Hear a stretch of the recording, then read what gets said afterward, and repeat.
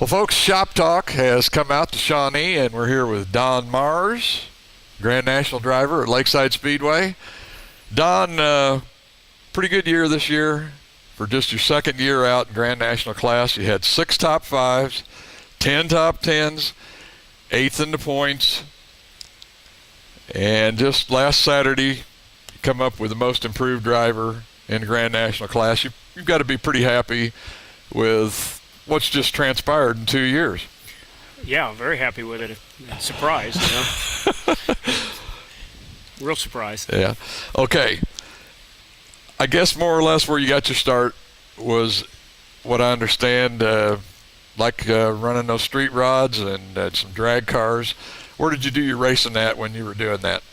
Well, when I wasn't racing on the streets, which you could do back then in the day, KCIR, and I ran out there quite a bit, but not real steady. I've been in business since I was 19 years old, and I just really didn't put a lot of time into it. Yeah. Okay, so more or less got the bug, need for speed on the drag strip. Yeah. Does any of that straight line racing convert over into oval racing? Probably not the actual driving, other than just maybe not being afraid to do it, But otherwise, no. It's a completely different. It's a different experience, Much different. Okay. When you do get into oval racing, though, from what I understand, you got started with Scott Crystal. Where or how did you meet Scott, and how did that relationship evolve into where you started helping him with the dirt oval car? Well, I've known Scott for a long, long time. I think, I was introduced to him. I think we went out to eat or something many, many years ago with friends and got to know him. And then I started sponsoring his car, and of course I'd go to the races, I'd help, and that type of thing. But I've always wanted to race, but wouldn't take time until the car that got wrecked before I got this one came available, and so I bought it, and that was 2 years ago, and haven't missed a race, and I don't plan on missing one this coming year. Okay, 2 years ago you jump out there and you buy a Grand National. What do you think in this first 2 years has been the biggest obstacle for you to overcome? I mean, I know there had to be some learning about the driving part, car setup, but what was the biggest obstacle that you think you've had to overcome in that 2 years? Biggest obstacle was last year, so many DNFs, and it was mainly, we had wheels fall off and just everything. I think we didn't finish very many races, and that was the biggest obstacle. And of course, I had no clue on setup, and I really don't have that much now because Jim does the setups, and so I really don't know that much. I'm learning, but biggest obstacle was just not being able to finish a race. I mean, that was pretty rough. That's got to be really frustrating for a racer too, because I can't imagine after all the hours it's put in the shop, and the time, the money, the sweat, the tears, the blood, whatever, and then you get out there and then you don't finish. Well, plus you're psyched up. I mean, you're ready to go, and of course you want to get out there and race, and then you can't, and it's a big letdown.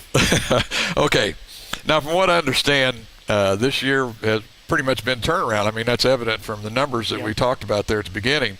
And you mentioned Jim, I'm going to say Jim Whistler. Yeah. He kind of has come in and helped you out with the Grand National as far as setup. Of course, Jim's got a wealth of experience, run some asphalt, done dirt, so really probably has meant a whole lot to your program. It has, and plus experience driving. And then about 2/3 of the way through the season, I wrecked the other car, and we got another car, and this new car, which still has the old decals on it, but it's so much nicer car to drive. And of course, the pit crew we're so much better at keeping bolts tight and just going through everything. Everybody's really stepping up, and it shows. I mean, it Yeah. makes a lot of difference. Got to get a schedule and routine as far as that goes. Right, You got to right. every week, man. You got to know Right. what's there. You bet. In this 2 years, we talked about things you had to overcome. What's been the high point so far in this 2 years? Well, the high point was last Saturday night, Yeah, oh, I bet. getting the trophy. Uh-huh. So we come close a couple of times to winning a race this year. A couple of times we led most of the race, and then just something happened, you know. That would maybe have been close to the high point, but that Saturday night winning the trophy for most improved was high point for the year. Yep. I know you and I talked on the phone a little bit, I think last night, and you said other than being picked most improved driver, that also being able to really get out there and compete, man. I mean, that's got to be something right there as far as having the car where every week you were able to get on the track, it stayed together, and you, like you were saying, there were a couple of races, man, you come pretty close. Except old Nick Vinegar there.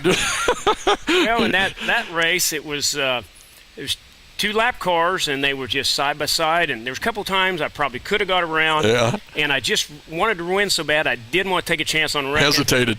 Yeah, I hesitated, and of course Nick didn't. He's a good driver, and of course he got up there, and just when he got there, they opened up, and he went through. But you know, he's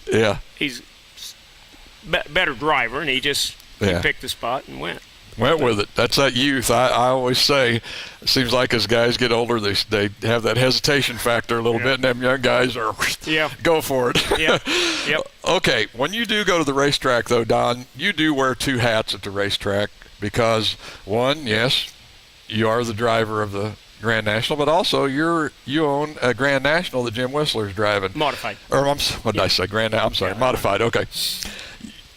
What is that like on a given night in that position? Do you have to kind of justify where you're going to put your time? I mean, I think that's got to be hard for a person to do in that, you know, you got interest in both cars, but what is the decider, shall we say, as far as what's going to happen on a given night? I guess what decides is who needs it, needs the help. I mean, quite a lot of times I'll jump right in the middle and help them on the modified, you know. And those guys come over and help us too. You know, if we get in a wreck or something breaks. So I guess it just depends on who needs it, you know. Yeah. Got to be a busy night though when you're doing something like that. It can be pretty hectic, yeah. What about next year? I know you're talking about you've got a new car sitting here behind us, and you were kind of telling me about some plans. What for next year is going to transpire for the race team?